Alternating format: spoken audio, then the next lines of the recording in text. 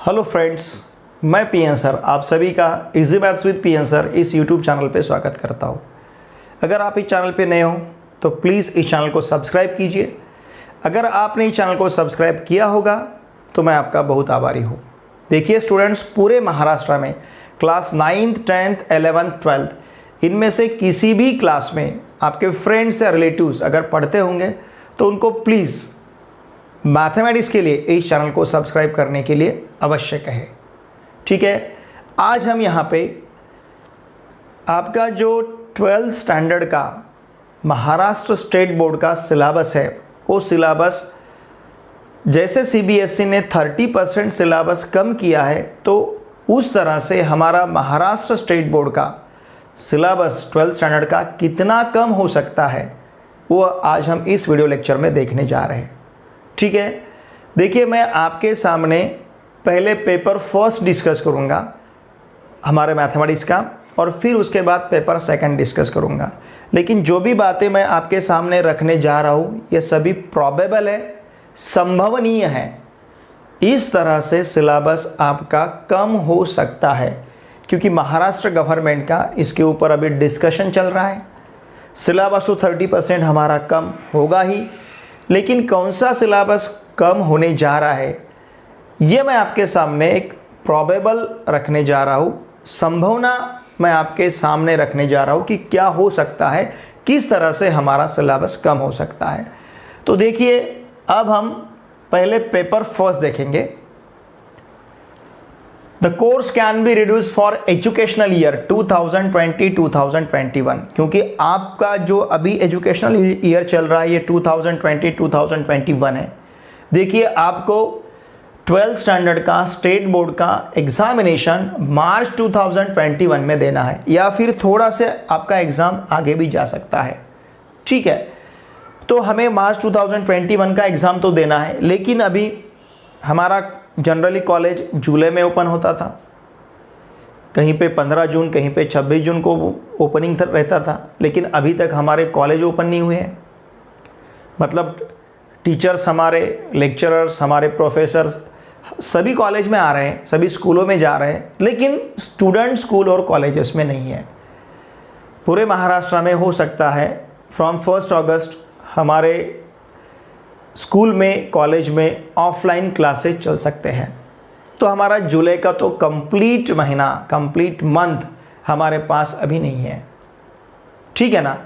तो देखिए अब ये अगर मंथ हमारे पास नहीं है तो फिर हमारे सिलेबस का क्या होगा, क्योंकि हमारा जो सिलेबस हमें दिया है ये सिलेबस जुलाई से लेके हमारा जो फरवरी तक का जो ड्यूरेशन है वहाँ तक हमें सिलेबस कंप्लीट करना पड़ता है। फरवरी मतलब जनवरी तक, क्योंकि फरवरी में तो हमारे प्रैक्टिकल एग्जामिनेशन स्टार्ट होते हैं, और फरवरी के 19-20 तारीख के बाद हमारा रिटन एग्जामिनेशन स्टेट बोर्ड का स्टार्ट होता है।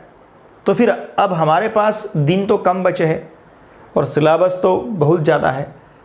तो इसी के बारे में गवर्नमेंट का, हमारे महाराष्ट्र स्टेट बोर्ड का इसके ऊपर डिस्कशन चल रहा है। बहुत ही जल्द आपके सामने नतीजे आएंगे। हर एक सब्जेक्ट का, हर एक कोर्स का आपका 30% सिलेबस रिड्यूस होगा। कौन सा सिलेबस रिड्यूस हो सकता है ये मैं आपके सामने मैथमेटिक्स सब्जेक्ट के लिए आपके सामने रखने जा रहा हूँ। देखिए अगर हमने मैथमेटिक्स के बारे में देखा और उसमें पहले हम पेपर फर्स्ट का सोचेंगे, तो पेपर फर्स्ट में चैप्टर नंबर 2 है हमारा मैट्रिसेस। इस चैप्टर में हमने concept of elementary row and column transformation देखा है। हमने elementary row transformation, elementary column transformation use किया है for finding inverse of the matrix. Matrix का इनवर्स फाइंड करने के लिए हमने एलिमेंट्री रो और एलिमेंट्री कॉलम ट्रांसफॉर्मेशन यूज़ किया है। ये इस साल आपके सिलेबस से रिड्यूस हो सकता है, डिलीट हो सकता है, कम हो सकता है। ठीक है, फिर इसके बाद चैप्टर नंबर 3 है हमारा ट्रिग्नोमेट्रिक फंक्शंस। अब इस ट्रिग्नोमेट्रिक फंक्शंस में हमने जनरल सॉल्यूशंस देखे हैं। ये जनरल सॉल्यूशंस हमने वहाँ पे टोटल 9 फॉर्मूले देखे। If you remember, sin theta equals to 0, cos theta equals to 0, tan theta equals to 0, sin theta equals to sin alpha, cos theta equals to cos alpha, tan theta equals to tan alpha, sin square theta equals to sin square alpha, cos square theta equals to cos square alpha, tan square theta equals to tan square alpha. तो ये जो 9 फॉर्मूले हैं general solutions के लिए, तो उसमें से पर्टिकुलर इतना पार्ट आपका कम हो सकता है। General solutions of trigonometry equations of the type sine theta equals to sine alpha, cos theta equals to cos alpha, tan theta equals to tan alpha, इतना पोर्शन आपका वहाँ से कम हो सकता है। अगर इतना पोर्शन कम होगा तो ज़्यादा सिलेबस तो हमारे हाथ में बचेगा ही नहीं, ठीक है। फिर इसके बाद elementary properties of inverse trigonometric functions. हमने इनवर्स ट्रिग्नोमेट्रिक फंक्शंस के लिए प्रिंसिपल सॉल्यूशन देखे, if you remember, principal value branch इसे कहते हैं। हमने इनवर्स ट्रिग्नोमेट्रिक फंक्शंस का हमने प्रिंसिपल वैल्यू ब्रांच वहाँ पे देखा है और प्रिंसिपल वैल्यूज हमने फाइंड किए by using principal value branch. तो इनवर्स ट्रिग्नोमेट्रिक फंक्शन की जो प्रॉपर्टीज है, देखिए elementary properties of inverse trigonometric function, तो ये जो एलिमेंट्री प्रॉपर्टीज है हमारी इनवर्स ट्रिग्नोमेट्रिक फंक्शंस की, इतना सिलेबस हमारा रिड्यूस हो सकता है, ठीक है ना। Elementary properties of inverse trigonometric functions और ये जनरल सॉल्यूशन। तो ये हमारा चैप्टर 2 और चैप्टर 3, चैप्टर 2 मैट्रिसेस और चैप्टर 3 ट्रिग्नोमेट्रिक फंक्शंस, इसमें से इतना सिलेबस हमारा कम हो सकता है। इसके बाद देखिए चैप्टर नंबर 5। चैप्टर नंबर 5 जो है हमारा वेक्टर्स। जैसे पुराने सिलेबस में वेक्टर्स, 3 डायमेंशनल ज्योमेट्री ये अलग चैप्टर थे, लाइन अलग था और प्लेन अलग था, लेकिन आपके इस सिलेबस में इसे कंबाइन दिया गया है, वेक्टर्स और 3 डायमेंशनल ज्योमेट्री। तो इस वेक्टर्स और 3 डायमेंशनल ज्योमेट्री में क्या कम हो सकता है? देखिए वेक्टर्स में स्केलर ट्रिपल प्रोडक्ट है जिसे हम एसटीपी कहते हैं, box of A bar B bar C bar, वो आपका कम हो सकता है। 3 dimensional geometry, line and plane, इनको अगर हमने कॉम्बिनेशन में देखा तो इनके कॉम्बिनेशन से angle between 2 lines, angle between 2 planes, angle between a line and a plane, इतना सिलेबस हमारा vectors, 3 dimensional geometry, line and plane इस चैप्टर से कम हो सकता है, ठीक है। फिर इसके बाद चैप्टर नंबर 7 जो लीनियर प्रोग्रामिंग है। देखिए लीनियर प्रोग्रामिंग में हमें क्या करना रहता है, वहाँ पे हमें वर्ड प्रॉब्लम दिया हुआ रहता है और उस वर्ड प्रॉब्लम से, वो जो भी वर्ड प्रॉब्लम हमें दिया है उस वर्ड प्रॉब्लम से हमें मैथमेटिकल फॉर्म तैयार करना रहता है। तो यहाँ पे mathematical formulation of LPP, linear programming problem, ये आपका कम होने जा रहा है।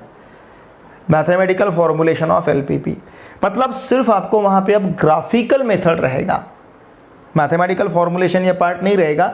आपको डायरेक्टली प्रॉब्लम दिया जाएगा, लीनियर प्रोग्रामिंग प्रॉब्लम, फिर चाहे वो मैक्सिमाइज का रहेगा या फिर मिनिमाइज का रहेगा, और उसे ग्राफिकल मेथड यूज करके हमें सॉल्व करना है। और उसमें भी 2 प्रकार के फिजिबल रीजन रहते हैं, एक बाउंडेड जिसे हम सॉल्यूशन सेट कहते हैं, एक बाउंडेड टाइप का रहेगा, एक अनबाउंडेड टाइप का रहेगा। तो देखिए जो बाउंडेड टाइप का है वो हमारे लिए वहाँ पे सिलेबस में इंक्लूड रहेगा, लेकिन अनबाउंडेड टाइप का जो है वो हमारे सिलेबस में इंक्लूड नहीं रहेगा। तो इस प्रकार से हमारा पेपर फर्स्ट का सिलेबस यहाँ पे कम हो सकता है। अब हम देखते हैं पेपर सेकंड का कौन सा सिलेबस कम हो सकता है।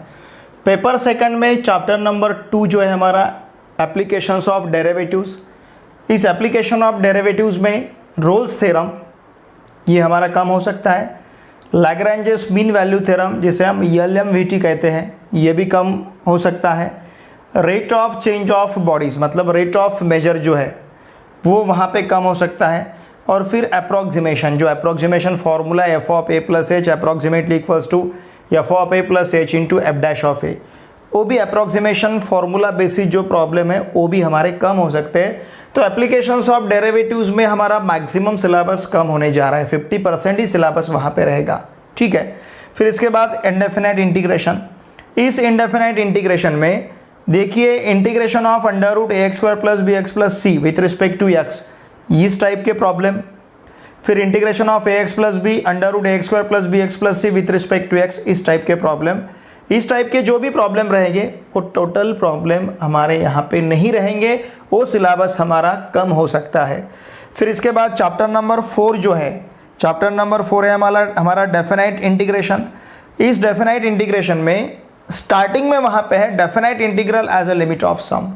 तो ये definite integral as a limit of sum हमारा कम हो सकता है। अब देखिए अगर ये कम होगा तो ये चैप्टर सेम ही है, सिर्फ यहाँ पे इनडेफिनाइट है, यहाँ पे डेफिनाइट है। इनडेफिनाइट में हमें जो भी 3 मेथड्स यूज़ करनी है, 3 मेथड्स हमें सीखनी है, integration by substitution, integration by parts और इंटीग्रेशन बाय पार्शियल फ्रैक्शंस। ये तीनों मेथड सेम हमें कॉपी करनी है डेफिनेट इंटीग्रेशन में। सिर्फ यही पार्ट वहाँ पे थोड़ा सा डिफरेंट था, definite integral as limit of sum, और वही पार्ट आपका कम होने जा रहा है। मतलब अब इनडेफिनेट इंटीग्रेशन और डेफिनेट इंटीग्रेशन दोनों भी चैप्टर सेम है, उसमें डिफरेंस ज़्यादा नहीं है, सिर्फ इससे ज़्यादा इसमें प्रॉपर्टीज ऑफ डेफिनेट इंटीग्रल्स उतनी ही रहेगी। बाकी इसमें जो हम 3 मेथड्स यूज करने जा रहे हैं, integration by substitution, integration by parts, integration by partial fractions, ये तीनों मेथड हमें as it is definite integration में भी यूज करने हैं। सिर्फ यहाँ पे डिफरेंस ऐसा है कि यहाँ पे हमें अपर लिमिट लोअर लिमिट नहीं दिया जाएगा, डेफिनेट इंटीग्रेशन में हमें अपर लिमिट लोअर लिमिट दिया जाएगा, integration from a to b उस फॉर्म में, ठीक है। फिर इसके बाद डेफिनेट इंटीग्रेशन हमने जो सीखा है, इसके ऊपर application of definite integration chapter depend है। इसमें 2 टाइप के प्रॉब्लम रहते हैं, एरिया एंड वॉल्यूम। तो एरिया बिटवीन एनी 2 कर्व्स ये कम होने जा रहा है, मतलब वहाँ पे सिर्फ वॉल्यूम रहेगा आप, क्योंकि इसमें 2 मेन सब टॉपिक्स आते हैं, एक है एरिया और दूसरा है वॉल्यूम। तो एरिया हमारा स्किप होने जा रहा है, एरिया वहाँ से हमारा डिलीट होने जा रहा है, हमें रहेगा सिर्फ वॉल्यूम ऑफ सॉलिड फिगर। जो भी हमें सॉलिड फिगर दी जाएगी उन सॉलिड फिगर का हमें वॉल्यूम फाइंड करना है एप्लीकेशन ऑफ डेफिनेट इंटीग्रेशन में। सेकंड में ही चैप्टर नंबर 6 है डिफरेंशियल इक्वेशंस। अभी इस डिफरेंशियल इक्वेशन में formation of differential equation whose general solution is given, मतलब हमें जनरल सॉल्यूशन दिया जाएगा और वहाँ पे डिफरेंशियल इक्वेशन फॉर्म करना है। तो इस प्रकार का आर्टिकल वहाँ से डिलीट किया जाएगा, ये आपका रिड्यूस किया जाएगा, ये कम हो सकता है। उसके बाद solution of linear differential equation of the type dy by dx plus px equals to q, where p and q are either they are constant और फंक्शंस ऑफ y। तो इस प्रकार का जो लीनियर डिफरेंशियल इक्वेशन है, तो इस linear differential equation का जो हम सोल्यूशन फाइंड करते हैं, ठीक है ना, तो इस टाइप के जो प्रॉब्लम है, इस टाइप के प्रॉब्लम भी आपके रिड्यूस हो जाएंगे, इस टाइप के प्रॉब्लम भी आपको नहीं रहेंगे। मतलब डिफरेंशियल इक्वेशन का अप्रॉक्सीमेटली 50% पार्ट हमारा कम होने जा रहा है, ठीक है। इसके बाद प्रोबेबिलिटी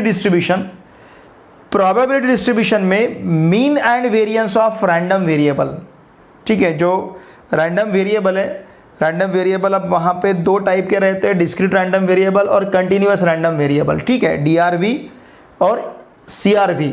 तो मीन एंड वेरिएंस जो रहेगा रैंडम वेरिएबल का, ये mean and variance random variable का ये आर्टिकल वहाँ से कम हो जाएगा। मतलब प्रोबेबिलिटी डिस्ट्रीब्यूशन चैप्टर भी हमारा 50% पे आ गया, ठीक है।